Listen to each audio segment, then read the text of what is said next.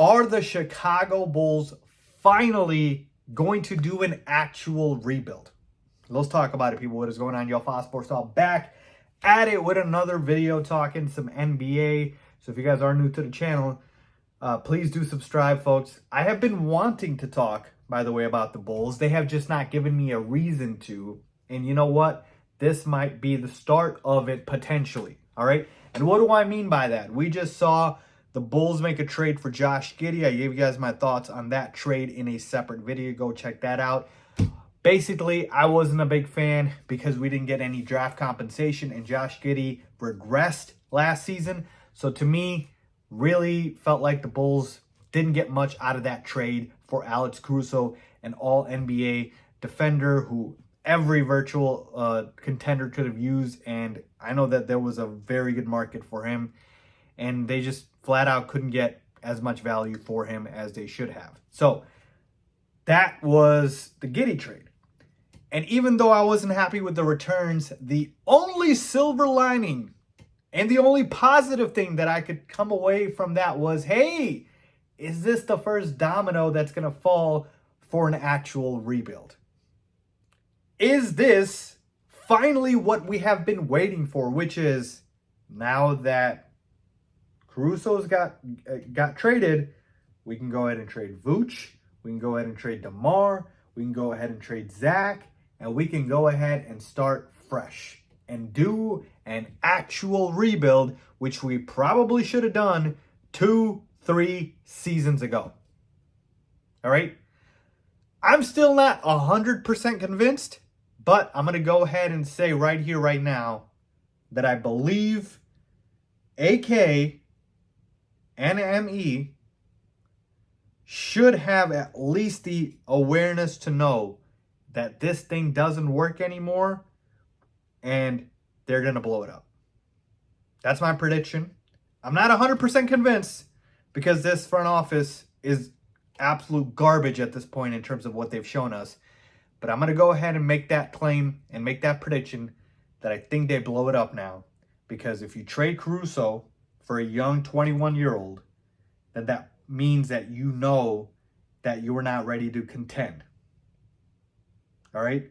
So what's the point of re-signing a aging DeMar DeRozan to a fat extension?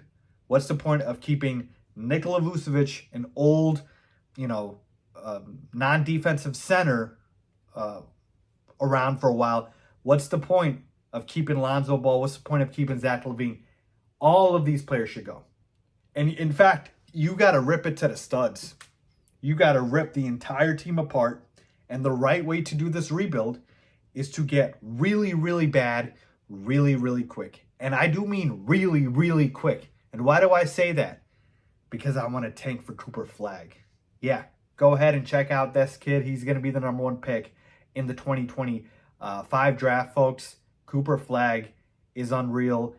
He is going to be the #1 pick. So you go ahead and you tank for somebody like that. Now, of course, the #1 pick is not guaranteed. It's a lottery. We know that. But my point is, put yourself in that position because there is no reason and no incentive to be in the middle.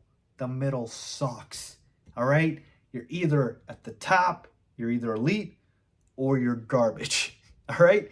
And when you're garbage, you tend to get elite much quicker than if you're in the middle. That purgatory in the middle, oh my goodness, the worst place to be. That's where the Bulls have been. That's where the Bulls have been. That 6 to 9 to 10 seed with a potential first-round exit every single year.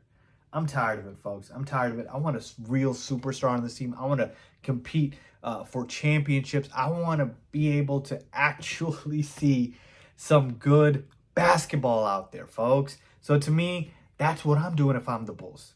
All right. And does this mean I'm building around Kobe and, Patrick Williams and these guys? Probably not. But they could certainly be pieces that, could be on the roster for the time being. And, hey, maybe you can flip them even later. Again, I'm not convinced on Patrick Williams. Kobe White obviously is great, but I don't think he's going to be the best player on a championship team. He could be a good player on a championship team, but not the main player you build around. My point is, let's just first clean house, all right? The first step before you do anything is going to be to clean house. All right? And so what I'm expecting now is for the rest of the offseason to be the Bulls announcing trades for Vooch, DeMar, Zach, and Lonzo. All right? The returns, that's really going to be the question here. I know that you are probably not going to get a lot in return for Zach LaVine because he's got an albatross contract. Lonzo Ball's obviously injury prone. We have no idea how he's going to look after the injury, so his value's not high. Nikola Vucevic, aging, declining center. His value's not going to be high. And then DeMar DeRozan's an aging player. His value's not going to be that high. Even still, trade them. Get as much as you can. Get as much as you can. Sign and trade for DeMar. Trade Zach. Trade Vooch. Trade Lonzo. Just get as much as you can. Accumulate draft picks. Get off some bad contracts if you can. And just clean house. Start fresh. This is what, I love to take the analogy from the Bears. This is what Ryan Poles did when he first got here. Ripped it to the studs. And so I do believe this is the first step. So this is the only good thing I see happening here. I'm seeing a lot of rumors about, Zach and a couple of these other players. So let's hope that is the case, because it is becoming very difficult to be a Bulls fan right now, folks. It is so hard, so freaking hard to root for this team. But I hope this is the start of a rebuild. What do you guys think? Do you think this is the start of a rebuild? Are you convinced? Are you not? I'm going to go ahead and say I think it is. And I hope I'm right about that. Let me know what you guys think. Leave a comment down below with your thoughts as always. Thanks for watching.